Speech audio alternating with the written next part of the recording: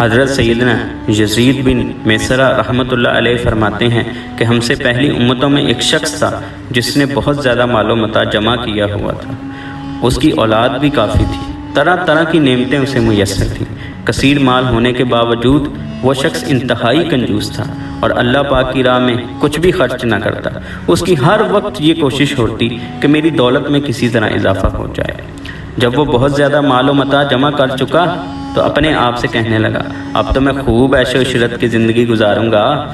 چنانچہ وہ اپنے اہل و عیال کے ساتھ خوب عیش و عشرت سے رہنے لگا اور بہت سے خدام ہر وقت ہاتھ باندھے اس کے حکم کے منتظر رہتے۔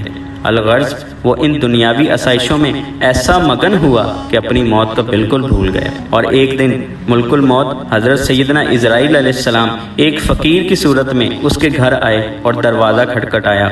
غلام فوراً دروازے کی طرف دوڑے اور جیسے ہی دروازہ کھولا تو سامنے ایک فقیر کو پایا۔ اس سے پوچھا، تو یہاں کس لیے آیا ہے؟ ملک الموت علیہ السلام نے جواب دیا، جاؤ اپنے مالک کو باہر بھیجو، مجھے اس سے کام ہے۔ خادموں نے جھوٹ بولتے ہوئے کہا، وہ تو تیرے جیسے کسی فقیر کی مدد کرنے باہر گئے ہیں۔ حضرت سیدنا عزرائیل علیہ السلام یہ سن کر وہاں سے چلے گئے۔ کچھ دیر بعد دوبارہ آئے اور دروازہ کھٹکھٹایا۔ غلام باہر آئے تو ان سے کہا، جاؤ اور اپنے آقا سے کہو میں ملک الموت علیہ السلام ہوں۔ جب اس مالدار شخص نے یہ بات سنی تو بہت خوف زدہ ہوا اور اپنے غلاموں سے کہا، جاؤ اور ان سے بہت نرمی سے گفتگو کرو۔ خدام باہر آئے اور سیدنا عزرائیل علیہ السلام سے کہنے لگے، آپ ہمارے آقا کے بدلے کسی اور کی روح قبض کر لیں اور اسے چھوڑ دیں، اللہ پاک آپ کو برکتیں عطا فرمائیں۔ حضرت سیدنا عزرائیل علیہ السلام نے فرمایا، ایسا ہرگز نہیں ہو سکتا۔ پھر آپ علیہ السلام اندر تشریف لے گئے اور اس مالدار شخص سے کہا، تجھے جو وصیت کرنی ہے کر لے، میں تیری روح قبض کیے بغیر یہاں سے نہیں جاؤں گا۔ یہ سن کر سب گھر والے چیخ اٹھے اور رونا دھونا شروع کر دیا۔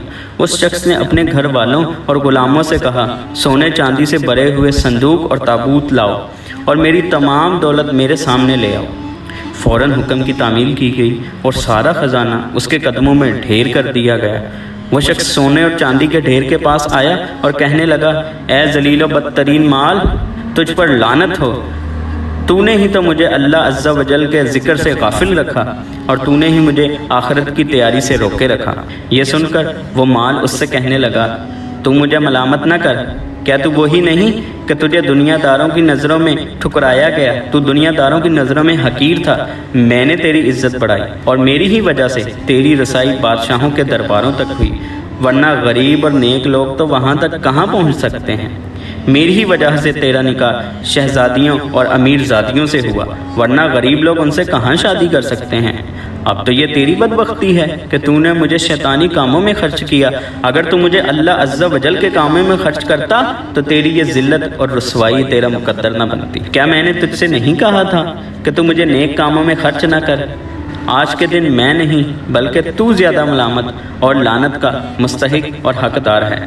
اے ابن آدم، بے شک میں اور تو دونوں ہی مٹی سے پیدا کیے گئے ہیں، پس بہت سے لوگ ایسے ہیں جو نیکی کی راہ پر گامزن ہیں اور بہت سے گناہوں میں ڈوبے ہوئے ہیں۔ یعنی دوستو، اس واقعے میں ہمارے لیے کیا سبق ہے کہ ہم بھی ملک الموت کے آنے سے پہلے اپنی موت کی تیاری کریں اور اپنے مال کو اللہ کی بارگاہ میں پیش کریں، اللہ کی راہ میں صدقہ اور خیرات کریں تاکہ ہماری بھی بخشش و مغفرت ہو۔ آمین بجاہ النبی الکریم۔